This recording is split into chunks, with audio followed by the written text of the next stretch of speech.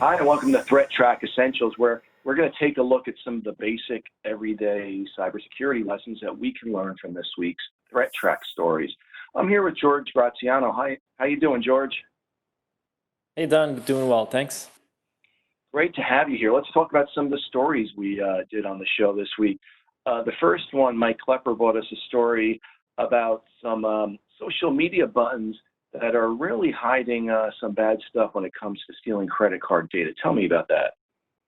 Yeah, so Facebook, Twitter, Instagram, they always have these tiny little buttons, usually on websites that you want to kind of promote on your feed for those social media platforms. So if you're doing something, you hit that button, whatever action you're performing on that page will be kind of posted in your feed, so people can kind of see what you're doing. And But they're going to see a lot more in this case, right? It was doing a lot yeah, more than that. so there's code now embedded in some of those images, and that code could essentially act as a keylogger. And whatever you're typing in, whether you're purchasing something or typing something on a private forum, that data is going to be taken and shipped out to some other C2 or someplace you don't really want it to go. So how do people keep safe in a situation like this? It's a hard problem. So essentially, there's really no way to tell by looking at it. I'm not sure that hovering over the button. Maybe if you hover your mouse over the button, you may see something appear on the bottom of your screen as to where that link is going to take you, right? So if you see a very strange URL when you hover over the Google button, that could be indication. But the way they're performing this attack, they may have that ground covered. So there really is not much that you can do except to know that if just keep your AV up to date on your local box, whether it's a personal computer or a corporate computer, because whatever behavior occurs after you perform that action is where the antivirus will pick up something strange. Like that button should not be communicating with a foreign IP or foreign website. Um, so yeah, it's a tough one to beat. Just keep your AV updated and be aware of where you're putting your credit card and your credentials into, as always. So you brought us a story about how ransomware gangs are calling up some of their victims and perpetrating yet another scam on them. Yeah, so they're taking a good old college try, I guess, on victims that they've already had ransomware deployed to, and they're kind of telling them, we're still in your network, we're watching your recovery process, and it's going to fail. We see you installing third-party antivirus solutions, in this case Sentinel-1, and you know what? They may get lucky where they may find a company that's actually recovering their data from backups and installing Sentinel-1. And they may get scared and say, okay, since you're still in here, what is it that we have to pay you to make you go away once and for all? Just people need to be aware that these are extortion tactics. If you've done your data recovery process properly, you've wiped all those machines that have been infected and compromised and are backing it up the proper way, most likely they're not in there watching you. It's always a possibility, but this is a known extortion tactic that's been successful, and they're going to keep trying to find people that'll fall for it. Now, also, Mike brought us a story about quantum computing, which holds incredible potential for faster processing and a lot of great things, but also some dangers. Tell me about those. So the biggest concern here is encryption, right? At this moment, we have some really tough encryption, RSA being one of them, and it's pretty widespread. Now they're on par with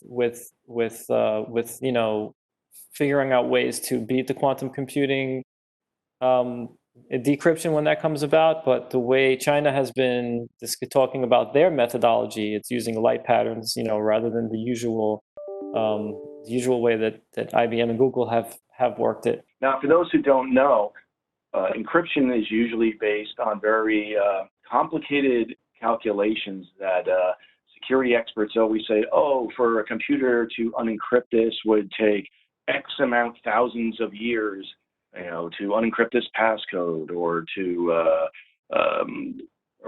or to unencrypt this encryption. So quantum computers have the ability to do that very quickly, and that makes a danger, right?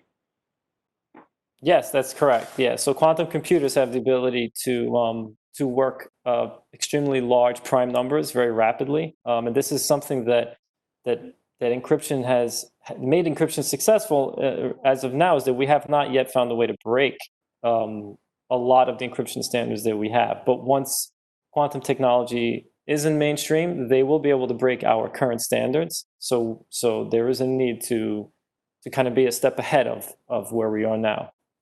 And there's also a danger that we heard about in this story with harvesting information. Tell me about that. So what a lot of states are doing and adversaries is that they're taking data that's encrypted, even though they know they will never be able to break that encryption, or it will take years at the current state of technology. They're holding on to the fact that maybe one day quantum technology will be able to crack that key, which is probably astronomically large, and whatever data was in that was harvested will still be relevant at that time. It'll be more of a policy compliance issue when in 2 years somebody cracks some data that was harvested 3 years ago. If it's relevant to the organization or not, it could pose a danger in many ways to the people involved with the data, as well as accountability for that data. So I think we're going to have a lot of stories about this in the future. Let's move on to the story you brought to us about vulnerabilities in QNAP. Tell me what that is. So QNAP is a NAS, a network attached storage device. It's a really nice piece of hardware where you just put hard drives into it, you attach it to your network, you create a share, and it can just move files over very easily. You can even use your phone to connect to them wirelessly and back up all of your images, all of your documents. And it makes this very seamless. And because of that, there are people out there who found vulnerabilities in the software where they're injecting code into a lot of the applications that you use to interact with that storage box. And that code, they're using that to drop malware such as ransomware, because they know people that have these devices are typically backing up some images or pictures or events that are memories that they don't want to lose and would be willing to pay to get that data back. So if you use one of these devices, what's the best way to protect yourself? So the number one way is to keep it updated as often as you can. If there's a way to have automatic updates enabled, please have it enabled. If there is not a way and you hear something, in the news or something that your specific manufacturer, your brand has a vulnerability, just get up there and update it. And I would say the second thing would be to have an offsite backup. Maybe back that unit up to the cloud somewhere using Azure, AWS, Google Cloud, or have a secondary or tertiary form of backup from that device. Well, thanks for that advice, George. Thank you for being here. Thank you all for watching. And if you want to keep up on this great advice every week, please like or subscribe below.